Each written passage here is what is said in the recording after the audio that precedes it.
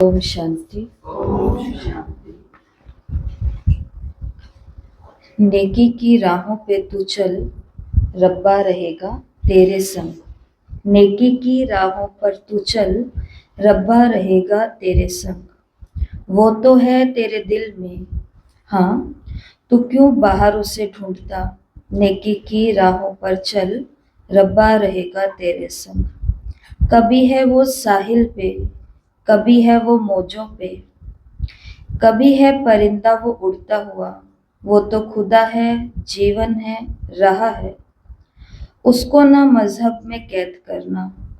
वो वफादार है, हाँ, खुद ही प्यार है। साए में उसके सुकून कितना, दुनिया का नूर है, ना तुझसे दूर है। पाकीज़गी में वो है बसता, पवित्रता जहाँ है वहाँ खुदा है। रूए खुदा का है आसरा, वही तो है अपना, ये जहां उसका है। नेकी की राह पर तू चल, रब्बा रहेगा तेरे संग। रब से मोहब्बत कर, उसकी इबादत कर, उसने ही दी है हमें जिंदगी। उसके करम से, हर वचन से राहों पर तेरी गिरेगी रोशनी। सबको तू माफ कर, खुद ना इंसाफ कर। उस पे तो हक बस खुदा का ही है। तू औरों से इस कदर मिल, जैसे तू चाहे वो तुझसे मिले। तू औरों से इस कदर मिल, जैसे तू चाहे कि वो तुझसे मिले। नेकी की राहों पर चल, रब्बा रहेगा तेरे संग। वो तो है तेरे दिल में, हाँ, ढूंढता क्यों बाहर उसे। तो नेकी की राहों पर चल, रब्बा रहेगा तेरे संग। तो जहाँ पर नेक कर्म है, जहाँ पर पवित्रता है, जहाँ पर कोई भी आत्मा के लिए अंदर में रंजिश नहीं है, ऊपर में विरोध होगा, ऊपर में हलचल है, ऊपर में किनारा है, ऊपर में एक दूसरे के विचारों में भेद है। आत्मा अलग होगी तो आत्मा के विचार भी तो अलग ही होंगे, सब कुछ होगा। लेकिन अंदर में बाबा ने उस दिन मुरली में क्या कहा था, बदला लेने की भावना ना हो, बदल देना हो। तो जिस दिल के अंदर इतनी पवित्रता है, जो सबको माफ करता है, और कहा कि तू खुद ना इंसाफ कर। यह हक किसका है इंसाफ करने का? उसका। हर एक चीज का इंसाफ वो करेगा। तो औरों से इस कदर मिल, औरों को ट्रीट कैसे करो, जैसे आप चाहते हो कि और मेरे से बात करें।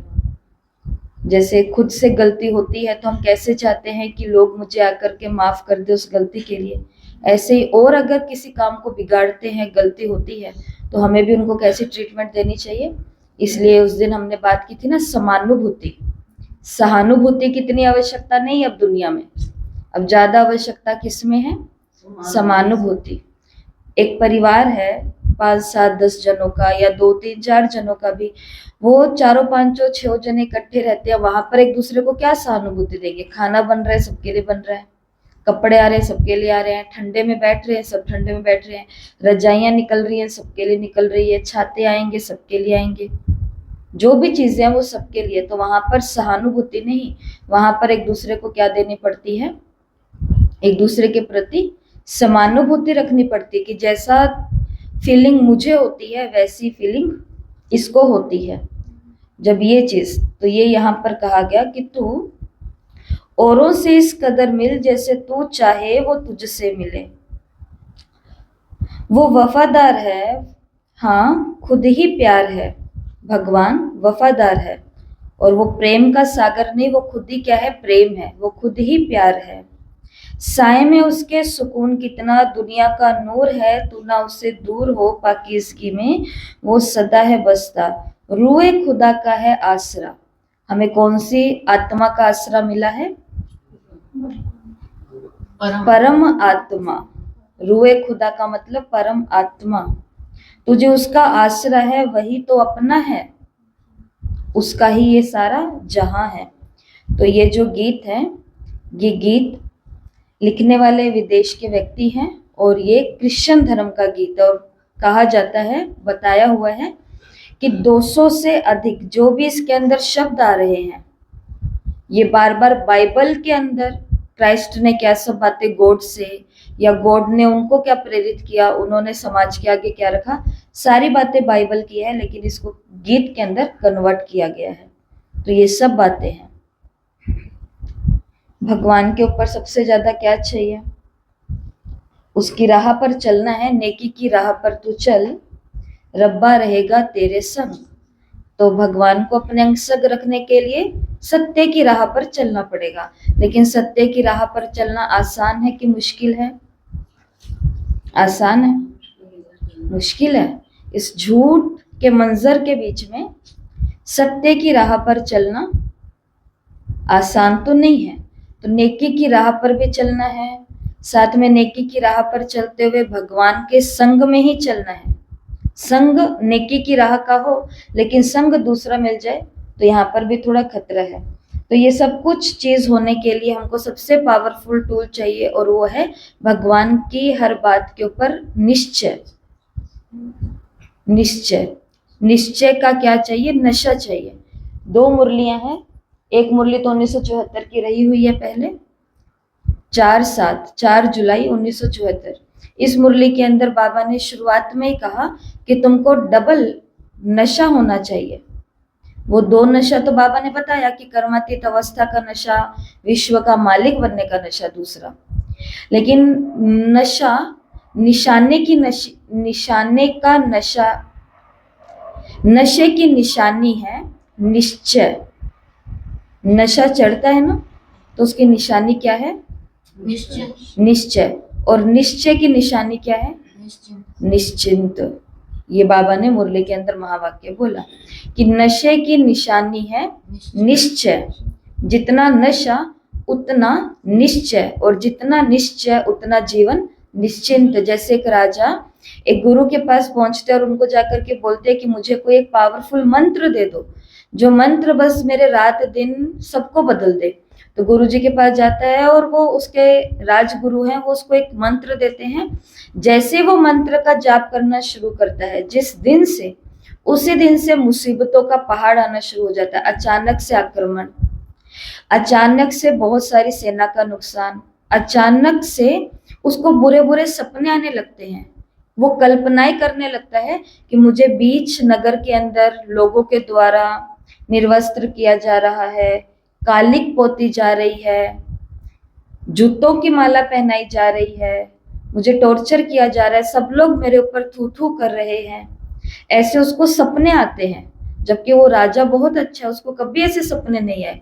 बीमारी आनी शुरू हो गई है, रिश्तों के अंदर झगड़े शुरू हो गए हैं राजमहल के अंदर। आज तक ऐसा कुछ नहीं हुआ। मंत्री हैं, उसके प्रति उसको शक पैदा हो गए हैं, मंत्री को राजा के प्रति शक पैदा हो गए। सब चीजें वो 11 दिन तक देखता है कि हर चीज बिगड़ती जा रही है। जिस दिन से इस मंत्र का जाप शुरू किया है, उस दिन से हर दिन कुछ ना कुछ नया हो रहा है। एक दिन बहुत बुरा सपना देख करके वो उठता है, और उठते ही उसके मन के अंदर ख्याल आता है कि मैंने गुरु से नहीं पूछा कि मेरे साथ ऐसा हो क्यों रहा है। तो वो गुरु के पास जाता है और गुरु को जाकर के बोलता है, जिस दिन से मैंने ये मंत्र का उच्चारण शुरू किया है, मुझे ऐसे ऐसे ख्याल आ रहे हैं, ऐसे मेरी भावनाएं लोगों के प्रति बन गई है, लोगों की भावनाएं मेरे प्रति बन गई है, विचार भी बहुत अच्छे नहीं है, शब्द भी मुंह से अच्छे नहीं निकल रहे हैं, कर्म भी मुझसे कुछ अच्छे हो नहीं रहे हैं, शरीर भी रोगी बनता जा रहा है, रिश्ते भी अच्छे नहीं बन रहे हैं। तो ऐसा क्यों हो रहा है? तो फिर गुरुजी उसको बोलते हैं कि तुमको जो मंत्र दिया था, ये मंत्र बहुत, तुमने कहा था पावरफुल मंत्र देना, तो ये मंत्र इतना शक्तिशाली है कि जो कष्ट तुम्हें 11 साल में मिलने वाले थे, वो 11 दिन के अंदर ही आकर के खत्म हो चुके हैं। अब कोई कष्ट नहीं है, कुछ नहीं है, तुम रिलैक्स होकर के रहो। कहानी के आगे जाकर के बताते हैं कि राजा ने मंत्र लिया था बहुत नशे के साथ, लेकिन बीच में क्या डोल गया? निश्चय। इसलिए उसकी अवस्था कैसी हो गई? चिंतित, निश्चिंत नहीं रह पाया। शिव बाबा ने भी मुरलियों के माध्यम से हम सभी को समय प्रति समय अलग अलग मंत्र दिए हैं। जैसे मनमना भव, जैसे, अच्छा, जैसे और मनुष्य से देवता बन रहे हो। मंत्र, हाँ, और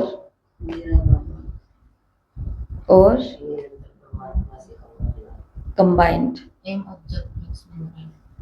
और मेरे को तेरे में बदलना। कितना पावरफुल मंत्र है। उस दिन बाबा ने मुरली में ये बोला था ना कि दुख में ले जाने वाली या बाबा से दूर करने वाली सारी चीजें कौन सी हैं, जिनको मैं मेरा कहता हूँ। तो हर मेरे को म और त, बाबा ने कहा इतनी मात्रा बदलनी है, ज्यादा कुछ भी नहीं करना। तो ये पावरफुल मंत्र है।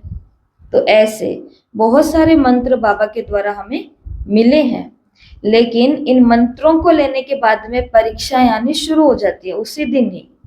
जिस दिन मेरा को तेरा में बदला, बहुत अच्छा योग किया था, बहुत अच्छा सब हुआ था, और उसी दिन ही बहुत बड़ी बात आ गई। वो जो तेरा था वो भी मेरे को लगने लग गया कि मेरा ही है। तो फिर निश्चिंत अवस्था नहीं रहती है। इसलिए मुरली के अंदर कहा गया कि निशाना तुम्हारा है संपूर्ण बनना। इस निशाने तक पहुंचने के लिए तुमको नशा चाहिए। नशा होगा किसका? डबल नशा।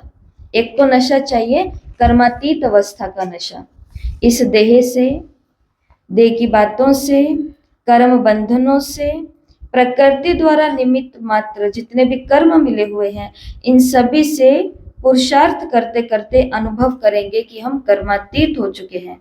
और दूसरा नशा है विश्व का मालिक बनने का, कि ऐसा अनुभव करेंगे जैसे स्थूल चोला व शरीर तैयार हुआ सामने ही देख रहा है, और निश्चय होगा कि वस्त्र तैयार है और थोड़े समय में उसे धारण करना है।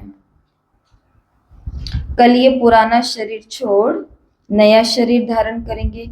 जरा सा भी संकल्प उत्पन्न नहीं होगा कि देव पद प्राप्त होगा या नहीं होगा, देवता बनेंगे या नहीं बनेंगे, राजा बनेंगे या प्रजा बनेंगे। ऐसे संशय का संकल्प भी उत्पन्न नहीं होगा, क्योंकि सामने स्पष्ट दिखाई दे रहा होगा कि हम ये हैं और हम ये बन रहे हैं। कौन सा चोला? देवताई चोला। तो देवताई चोला कहाँ मिलेगा? सतयुग में मिलेगा। लेकिन उसको महसूस कहाँ करना है? कल रविवार की मुरली थी, अव्यक्त मुरली 2005 18 जनवरी, है ना, हम सभी ने पढ़ी। कल ही थी, संडे कल ही था। तो उस मुरली के अंदर बाबा ने कितने सुंदर बात कही। मुक्ति और जीवन मुक्ति तुम्हें दोनों मिलेगी, लेकिन इन दोनों की अनुभूति तुम कहाँ करोगे? यही करोगे। जीवन मुक्त अवस्था का अनुभव संगम युग पर करोगे, ऐसा नहीं सतयुग में जाएंगे तो वहीं जाकर के हम स्वर्ग को अनुभव करेंगे। जीवन मुक्त स्थिति उसी मुरली में बाबा ने कहा कि यहाँ पर ही महसूस करेंगे। इसी प्रकार देवताओं का शरीर, देवताओं वाला शरीर हम सतयुग में तो पूरा का पूरा अनुभव करने ही वाले हैं, लेकिन इस शरीर के कुछ गुण होते हैं, कुछ क्वालिटीज होती हैं, कुछ उसे सिद्धियां प्राप्त होती हैं, वो सभी की सभी महसूस बाबा ने कहा तुम यहाँ ही करने चाहिए। तो पहले आप बताओ, फिर हम बताएंगे कि देवताई शरीर होता है उसके क्या क्या लक्षण होते हैं।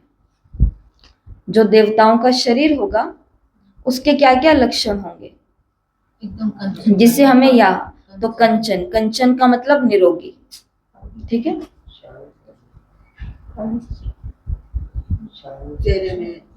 चेहरा शांत नहीं होता है, शांत मन होता है।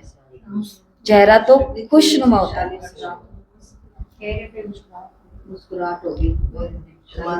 शरीर के बारे में बताओ, जैसे आपने बोला शरीर निरोगी होगा, ऐसे बताओ। शरीर पवित्र होगा, ठीक है, सतो प्रधान होगा। हाँ, आत्मा का तो ज्ञान होगा, परंतु देवताओं का शरीर कैसा होगा? जैसे देवताओं का शरीर निरोगी होगा, कम खाने वाला होगा, मतलब हंगर फ्री होगा, भूख से मुक्त होगा, कम सोने वाला होगा। परसों की ही अव्यक्त मुरली निकली है, उसके अंदर अगर आपने पढ़ी होगी, पॉइंट बताना तो रह गया था, लेकिन जिन्होंने पढ़ी होगी उनको याद आ जाएगा। तो उस मुरली के अंदर बाबा ने, शिव बाबा ने मम्मा और बाबा को याद किया था कि इन्होंने देखो नींद को जीत लिया, कि रात को केवल सोते हैं, सोने मात्र, लेकिन ये नींद में नहीं होते, ये उस समय भी कर्म पर होते हैं। ये उस मुरली के अंदर था कि तुम्हारी मम्मा ने, तुम्हारे बाबा ने, ये थे राइट शब्द, तुम्हारी मम्मा और तुम्हारे बाबा को देखा ना कि इन्होंने भी स्थूल में होते हुए नींद को जीत लिया था। तो ये देवताई शरीर यहाँ ही महसूस किया उन्होंने कि नींद को जीता हुआ शरीर। और देवताई शरीर के क्या लक्ष्य होंगे?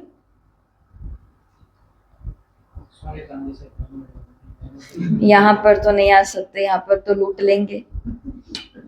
शरीर नहीं, शरीर। और शरीर कैसा होगा? हल्का होगा, लाइट होगा, क्योंकि कम खाएंगे तो हल्का होगा। और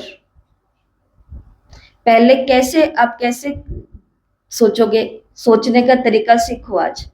कोई भी चीज का जब चिंतन करना होता है कि सतयुग में देवताओं का शरीर कैसा होगा, उसके लिए पहले कलयुग का शरीर उठाओ। कलयुग के शरीर की एक एक चीज देखो। कलयुग के शरीर में क्या होता है? कलयुग के शरीर में रोग होते हैं। सतयुग के शरीर निरोगी होगा। कलयुग का शरीर भूखा ही होता है। द्वापर से खाते ही आ रहे हैं, अभी तक तो भूख हमारी खत्म, लेकिन वो सारा खाया हुआ लग कहाँ रहा है? किसी से भी पूछो, खा इतना रहे हैं आप, ठीक हो? हाँ ठीक तो है, पर कमजोरी रहती है, कमजोरी रहती है, कमजोरी रहती है, कमजोरी। इतना सारा खा रहे हैं, कमजोरियां रहती क्यों है? पाचन तंत्र स्ट्रांग नहीं हो रहा है। इतना सा कुछ खाया, कमजोरी। इतना सा कुछ किया, कमजोरी। इतना सा मौसम, कलयुग शरीर के ऊपर मौसम का प्रभाव पड़ता है। देवताई बॉडी के ऊपर सर्दी बहुत ज्यादा हो, नहीं गर्मी बहुत ज्यादा हो, हाय तौबा नहीं बचाएंगे, बहुत गर्मी है, बहुत गर्मी है। अब है तो है, हाय हाय करने से कम तो। ये शरीर को वहां की बात नहीं कर रहे हैं, इस शरीर को यहाँ अनुभव करना है। कलयुग में तो किसी को टच कर लेते हैं, हाथ मिला लेते हैं, मगर जब ये गुण होएंगे तो न्यारा और प्यारा। Don't touch me. और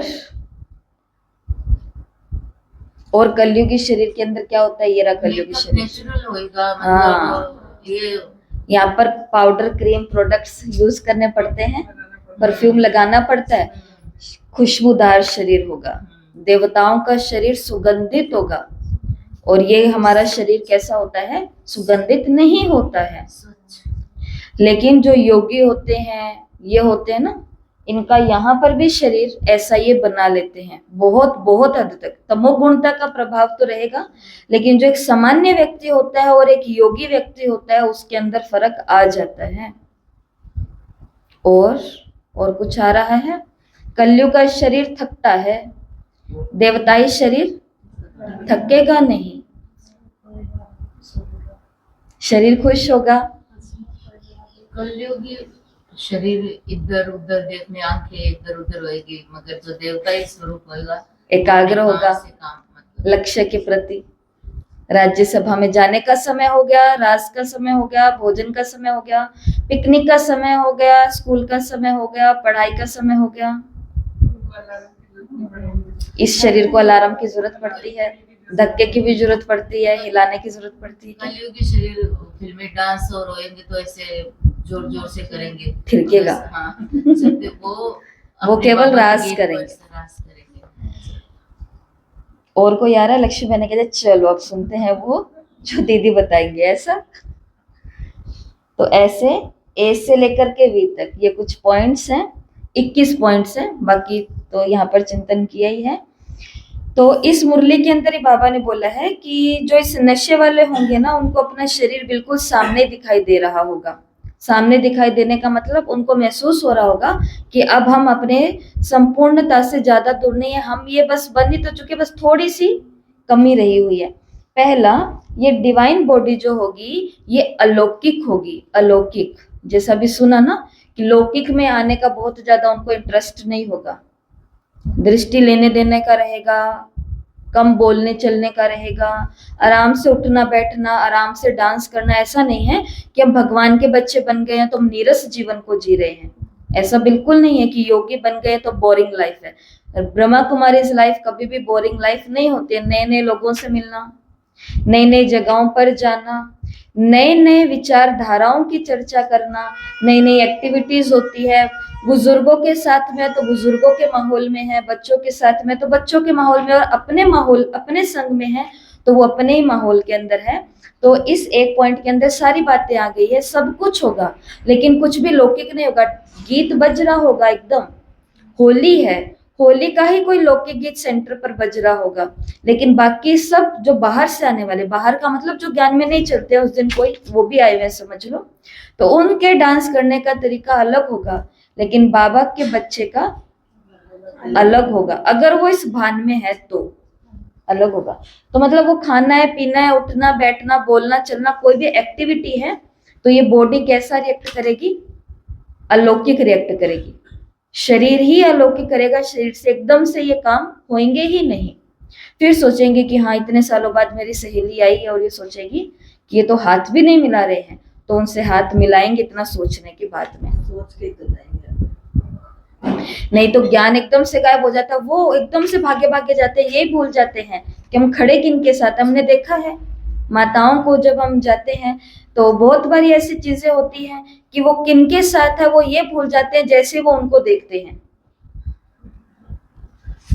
ये चीजें होती है। तो और ये कब होगा? जब स्थिति नशे में रहेगी, निश्चय में रहेगी।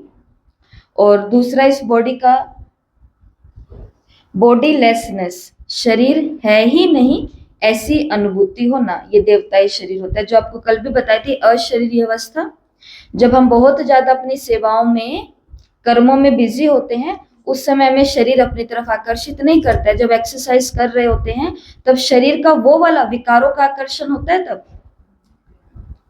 उस समय तो केवल वही होता है जो हो रहा होता है, बॉडीलेसनेस। और फिर सी का मतलब है क्रेविंग फ्री, तलब नहीं होती है शरीर के अंदर कि एकदम से ये खा लूं, एकदम से ये पी लूं, एकदम से ये कर लूं, क्रेविंग फ्री। देवताओं का शरीर को तलब नहीं होती है, डिजीज लेस, कोई भी बीमारी नहीं होती है, जिसको कंचन काया बोलते हैं ना।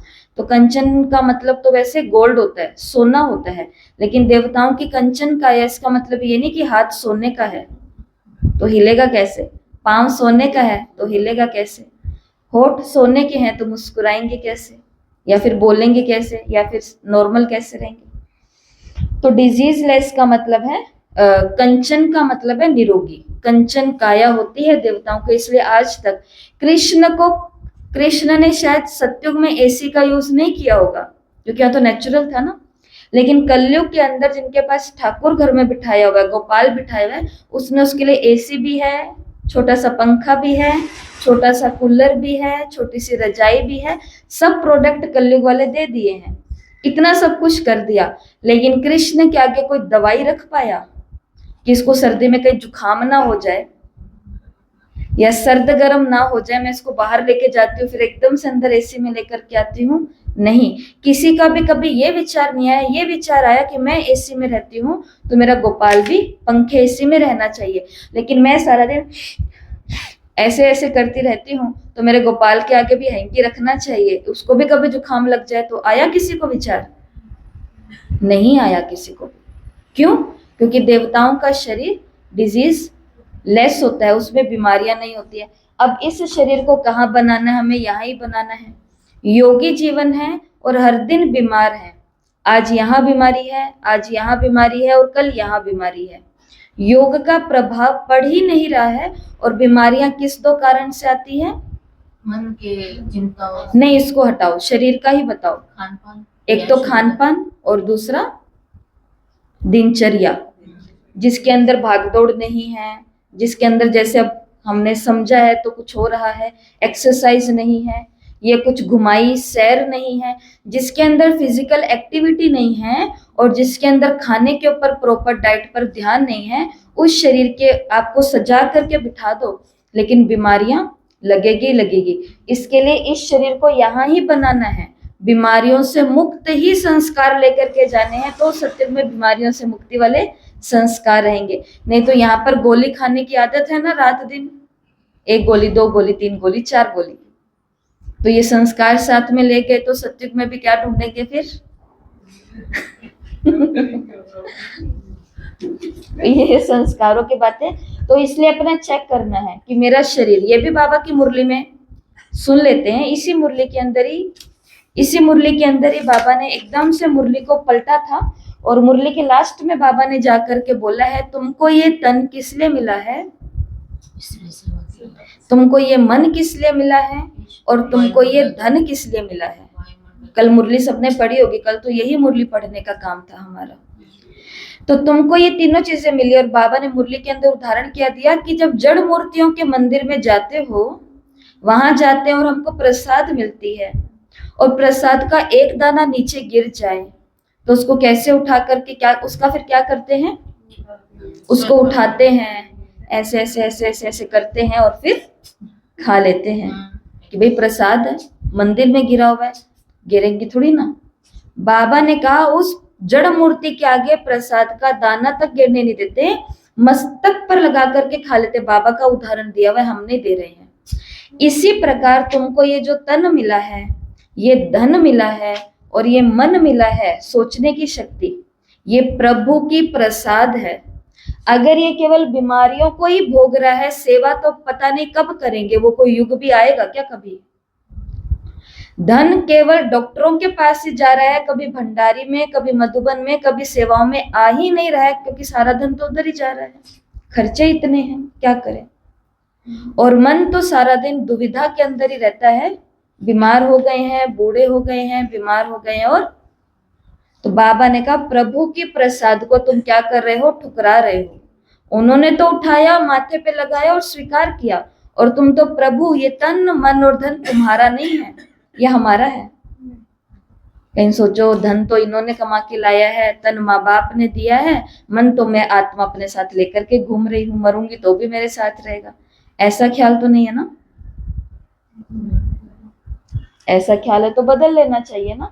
तो मुरली के अंदर बाबा ने बॉडी के लिए ये बात कही है, तो अपनी बॉडी को कैसा बनाना, डी फॉर डिजीज फ्री या डिजीज लेस, मतलब बीमारियों से या तो मुक्त करो, या अपने जीवन में एक्सरसाइज को लेकर के आएंगे, सैर को लेकर के आएंगे, और किसको लेकर के आएंगे, किसी ऐसे व्यक्ति के पास जाओ जो जाकर के आपकी डाइट के ऊपर ध्यान खींचे। जैसे अभी पीछे हेल्थ कैंप लगा, तो उसके अंदर प्रॉपर उन्होंने डाइट बना करके दी है कि आपको ये खाना चाहिए, आपको ये खाना चाहिए, आपको ये नहीं खाना चाहिए, इतने बजे ये खाना चाहिए, सब चीजें।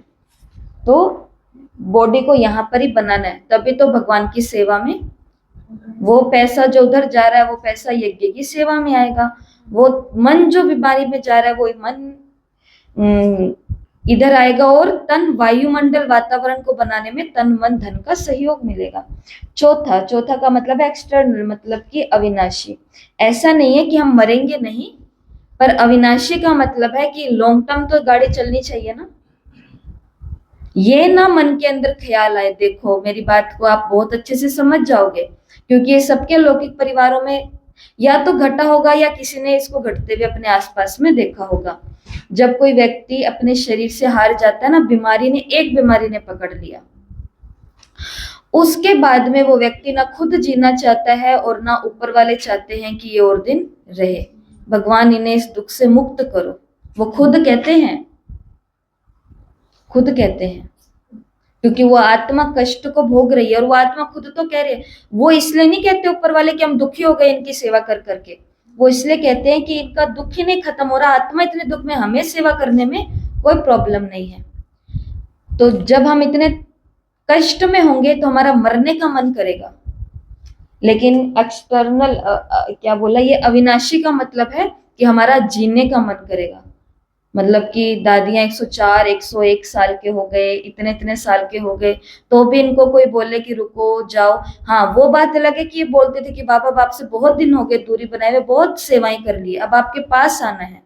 लेकिन फिर भी ऐसा नहीं था कि शरीर से थक करके वो बोल रहे हैं कि अब हमको उठा ले भगवान, बाबा मरना है, परेशान हो चुके हैं।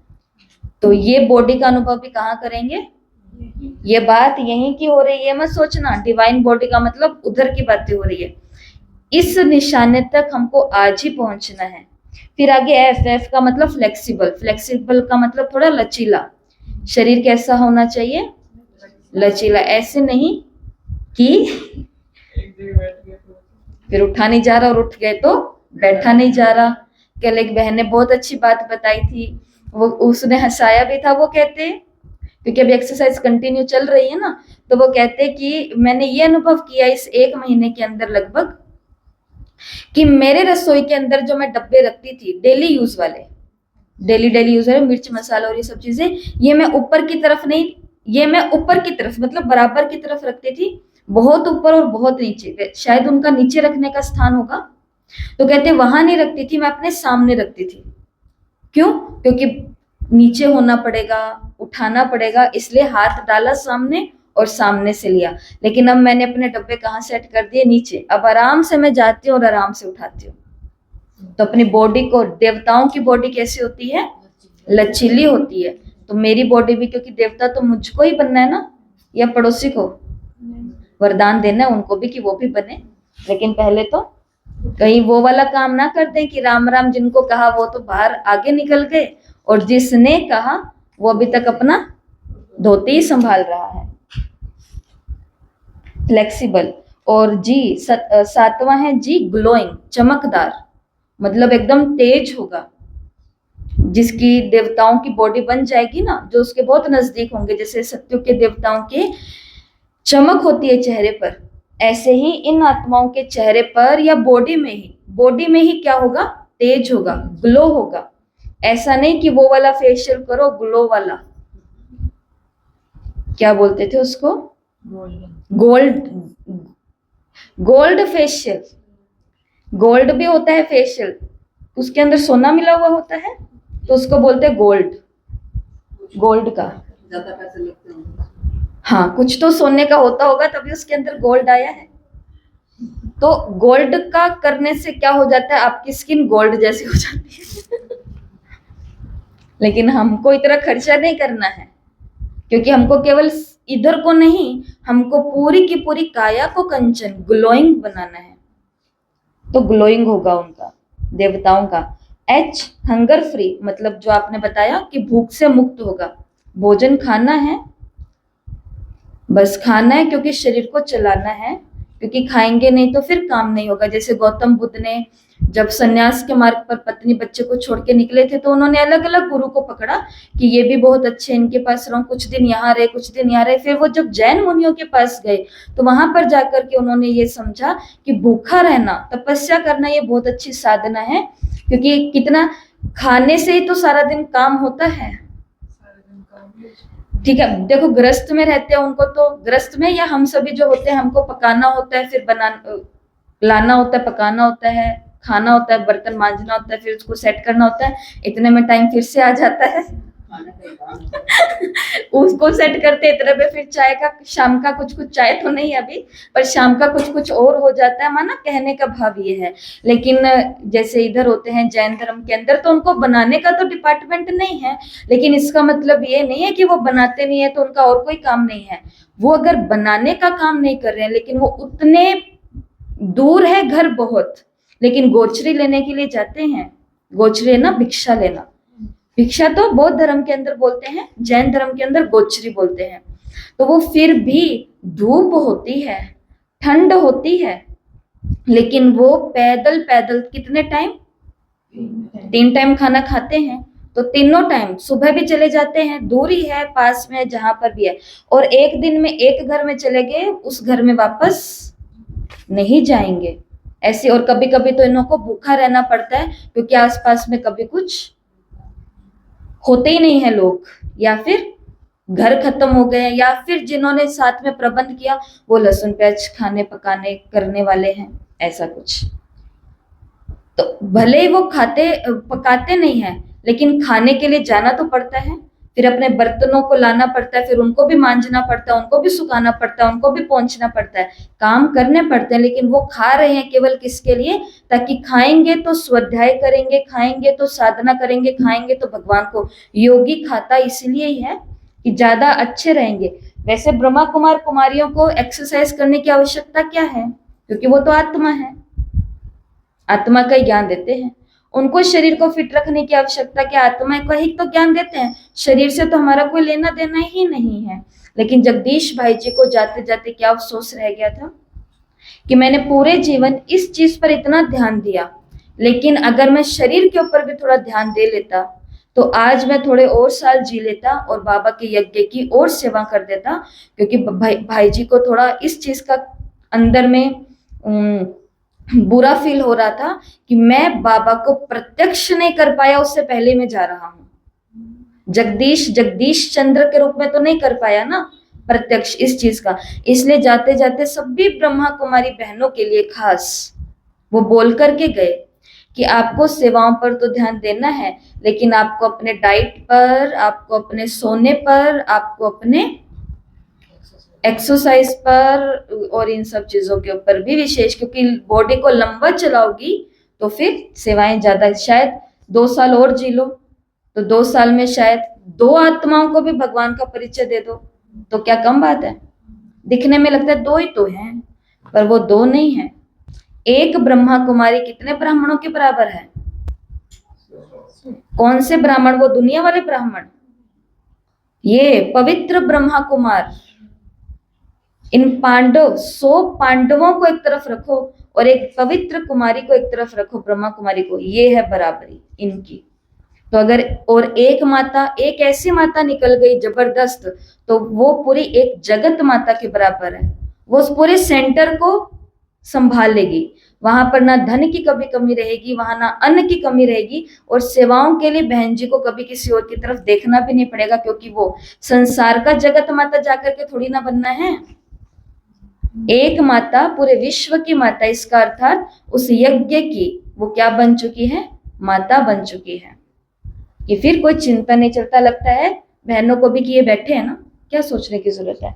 तो क्या सुना? हंगर फ्री, भूख खींचेगी नहीं, खा रहे हैं केवल गाड़ी चलाने के लिए। इम्यूनिटी पावर आई, पाचन तंत्र को क्या कर लेंगे? देवताओं का पाचन तंत्र। और ये पाचन तंत्र वैसे बना किसके लिए, ये भी सोचना कि अनाज के लिए बना है, फ्रूट के लिए बना है, सब्जियों के लिए बना है, या केवल सूर्य की ऊर्जा के लिए ही बना है, या केवल पानी के लिए बना है। ये भी एक सोचने का विषय है। लाइट, बॉडी कैसी होगी? हल्की, जो आपने बताया, लाइट। म्यूकस फ्री, मतलब कोई गंदगी और ऐसा कुछ भी नहीं है। नेचुरल फॉर्म की अपनी एकदम स्वाभाविक फॉर्म में होगा। ओल्ड एज फ्री, देवताओं का शरीर कैसा होगा? बुढ़ापे से मुक्त होगा। इसका मतलब ये नहीं कि नारायण कभी बूढ़े नहीं होंगे, और लक्ष्मी 150 साल की हो जाएगी तो भी यंग रहेगी, इसका मतलब ये नहीं है। यहाँ पर आत्मा का बात हो रही है कि अंदर से जो हमारा सूक्ष्म देह है, जो एक्टिव रहता है, वो कभी भी बूढ़ा नहीं होगा। बाकी शरीर तो देखो 80 साल का हो चुका है, और उसको उमंग अब आया है कि वाह। कल की रिकॉर्डिंग सुनी कि मानो कि माताएं हैं, लेकिन वो शरीर बहुत ज्यादा अच्छे नहीं होंगे शायद, या कुछ कुछ दिक्कतें हो सकती है, लेकिन नशा किस चीज का है? होमवर्क का। नशा किस चीज का है? पढ़ाई का, क्लास में आने का। साकार मुरली तो हो रही है, अव्यक्त मुरली कोई बात नहीं, मैं यहीं से रिकॉर्ड कर दूंगी, आप लोग घर पे सुन लेना जैसे बाकी सब सुन रहे हैं। नहीं दीदी, हमको घर पे नहीं सुननी, घर पे मजा नहीं आता। कमलेश बहन ने ये बात कितनी बारी कह दी, कल भी कही थी, मैं यही बोल रही थी, सोच रही थी, ये एक ही बात इन्होंने 4 बारी कह दी है। क्यों? क्योंकि ये रिकॉर्डिंग को घर पे भी सुनते हैं, तो ये उसको फील कर लेते हैं। तो एक बार ऐसा हुआ था कि हमने बोला कि इस क्लास में समय लग जाता है, हमको 8 बज जाते हैं, तो कोई बात नहीं, यहाँ पे केवल हम साकार मुरली करेंगे, आप करो, अव्यक्त मुरली घर पे करना, यहाँ से मैं अकेली सुबह रिकॉर्डिंग कर लूंगी, आपको भेज दूंगी। ये 10 जनों ने बोला हम तो सुबह यहाँ पर बैठ करके करेंगे। शरीर बीच में नहीं आया ना, क्योंकि जवान कौन है कैलाश में? आत्मा बहुत ज्यादा जवान है। आज पता चला। ये देखो, कल सूक्ष्म वतन में लगाया ना भोग, पता चला कि वतन के अंदर क्या लगता है? भोग लगता है। कईयों को पता होगा, जिसको नहीं पता होता, जब नया होमवर्क सुनते तो नशा। मेरी प्यारी दीदी, मीठी दीदी, मुझे भी नहीं पता था भोग कैसे लगाते हैं, आज पता चला भोग कहाँ लगाते हैं। सीधा पहुंच जाती थी मैं तो परम धाम में। थैंक यू दीदी, शुक्रिया दीदी, दुनिया की सबसे अच्छी दीदी। तो भोग मैं लगाने के लिए कहाँ जाती थी? परम धाम में। तो शरीर 40 साल का होगा, 50 साल का होगा, 60 साल का होगा, स्कूल में नहीं गए, कॉलेज में नहीं गए, यूनिवर्सिटी में नहीं गए, होमवर्क तो कभी किसी माई के लाल ने हमको कराया ही नहीं। लेकिन अभी बताओ मुझे, मैं कॉपी पेन लेकर के आना शुरू कर दिया है, तो देवताओं की बॉडी बन रही है ना, इसको बोलते हैं, क्या सुना भी, मतलब बुढ़े नहीं करते। Old age free, powerful body, powerful होगी, पेन फ्री होगी, कोई भी प्रकार का दर्द नहीं। देखो ये बहुत जबरदस्त बात है, शरीर को दर्द का महसूसता ना हो, इस यहाँ तक पहुंचाने के लिए शरीर को रोज का दर्द देना पड़ेगा।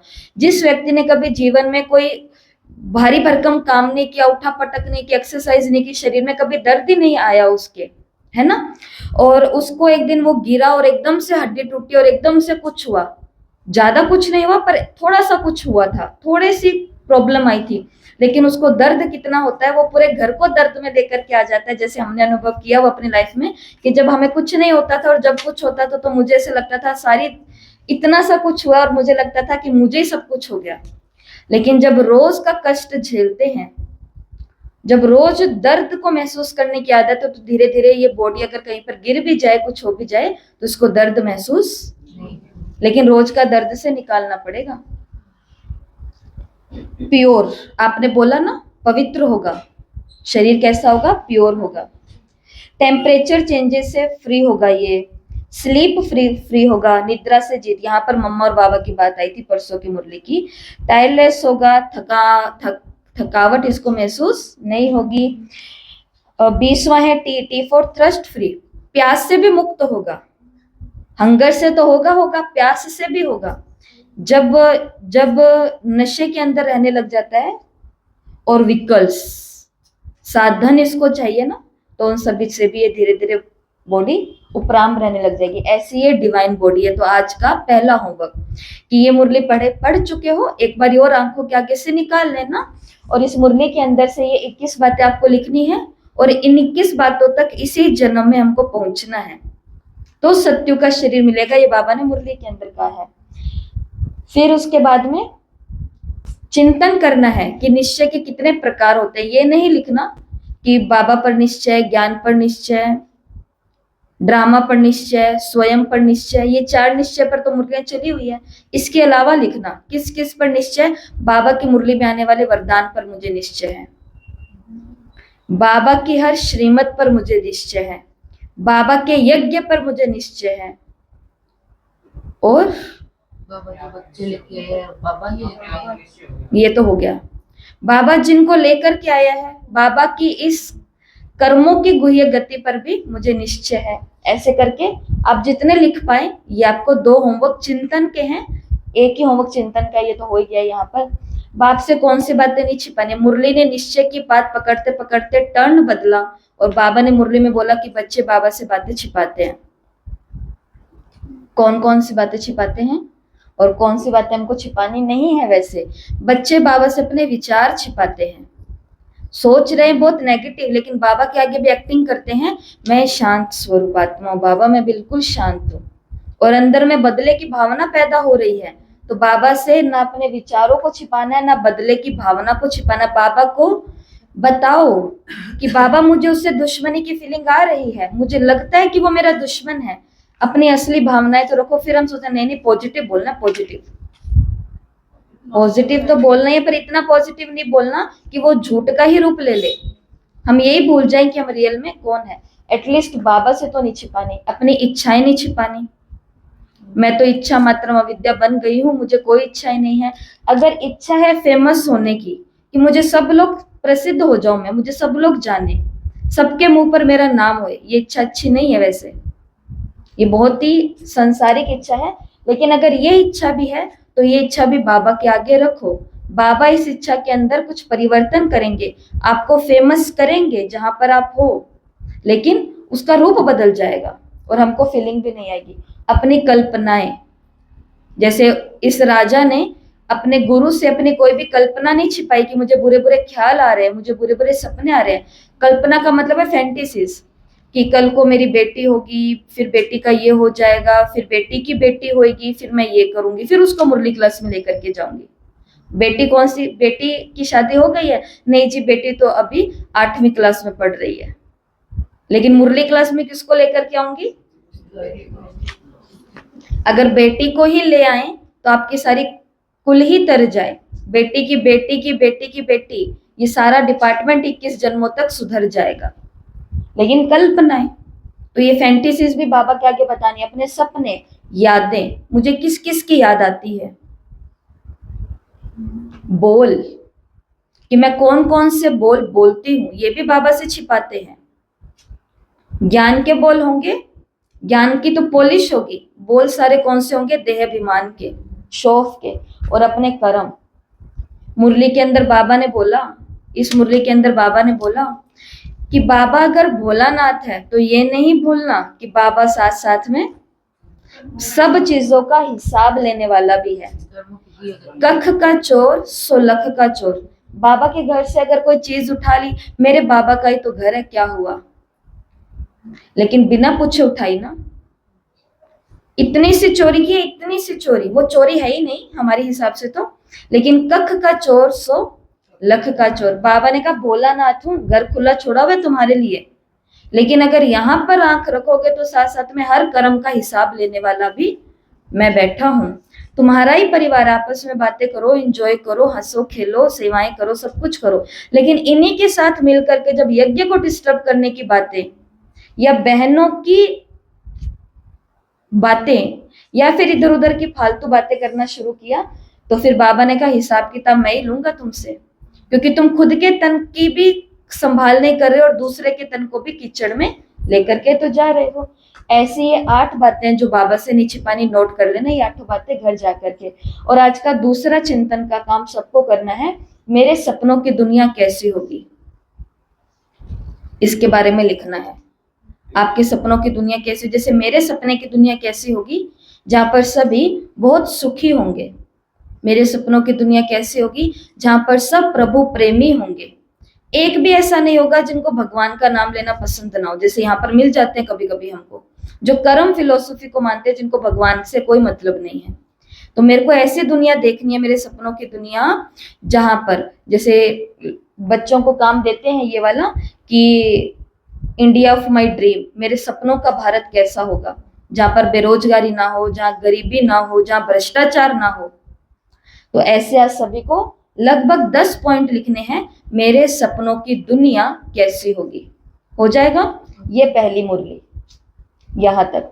अगली मुरली है, बहुत ज्यादा बड़ी नहीं है, छोटी सी मुरली है, 18/1/1976। तो आज से 1976 की मुरलियां शुरू हो चुकी है, और आज दूसरा टेस्ट है 1976 की लास्ट 7 मुरलियों का।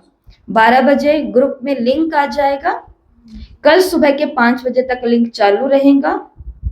चालू तो वो रहता ही है, पर रिकॉर्ड आपका कल सुबह के 5 बजे तक ही किया जाएगा।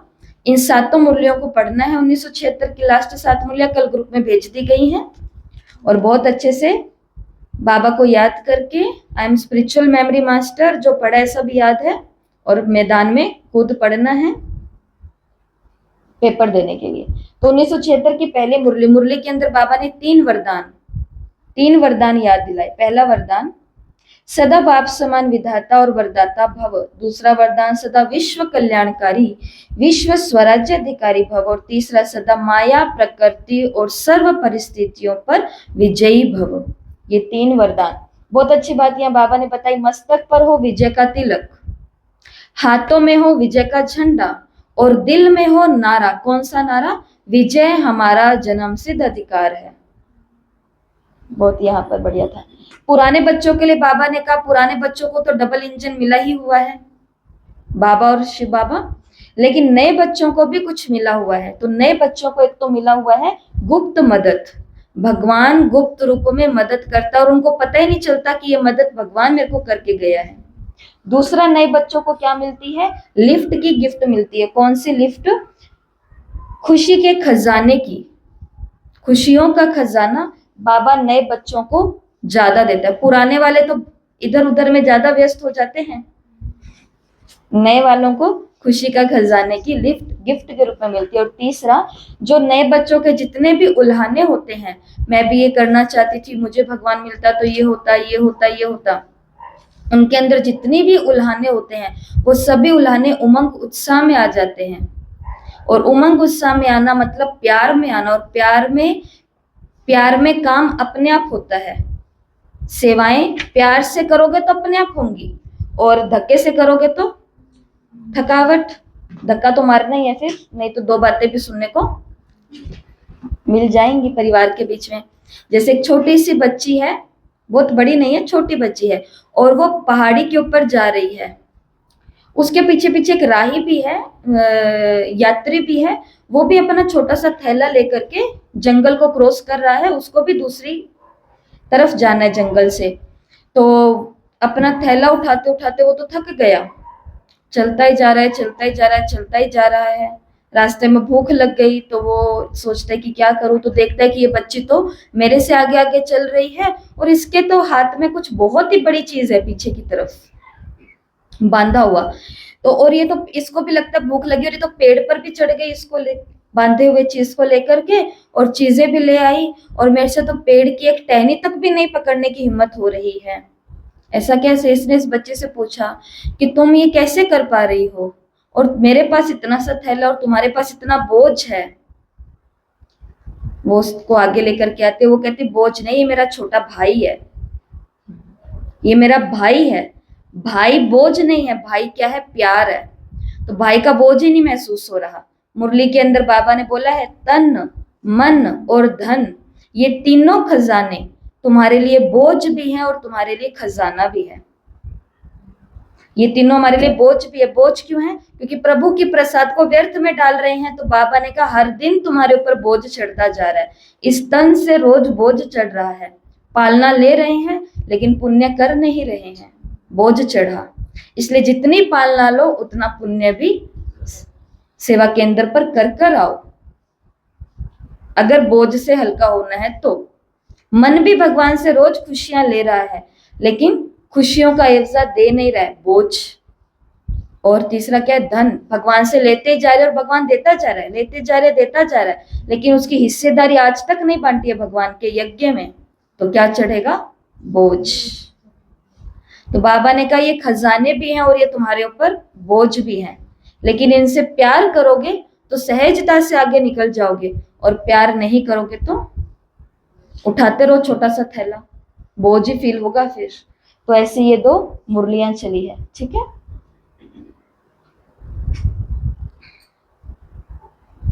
नेकी की राहों पर तू चल, रब्बा रहेगा तेरे संग। वो तो है तेरे दिल में, क्यों ढूंढे बाहर उसे। नेकी की राहों पर चल, कभी है वो साहिल पर, कभी किनारों पर है, और कभी मौजों पर है, कभी लहरों पर है कभी वो परिंदा उड़ता हुआ। वो तो खुदा है, जीवन है और रहा है, वही रास्ता है, वही मेरा जीवन है, वो मेरा खुदा है। उसको ना मजहब में तू कैद कर, वो तेरा है, वो मेरा है। वो वफादार है, हाँ वो खुद ही प्यार है। साए में उसके सुकून कितना, दुनिया का नूर है, ना तुझसे दूर है, पाकीज़गी में सदा वो रहता। रूहे खुदा का है आसरा, वही तो है अपना, ये जहान है उसका। रब से मोहब्बत कर, उसकी इबादत कर, उसने ही दी है हमें जिंदगी। उसके करम से, हर वचन से, राहों पर है तेरी गिरेगी रोशनी। सबको तू माफ कर, खुद ना इंसाफ कर, उसको उसका हक तो केवल खुदा का ही है। तो औरों का कदर, तो औरों से इस कदर मिल जैसे तू चाहे कि वो तुझसे मिले। नेकी की राहों पर चल, रब्बा रहेगा तेरे संग। वो तो है तेरे दिल में, हाँ क्यों ढूंढे तू उसे बाहर में। ओम शांति।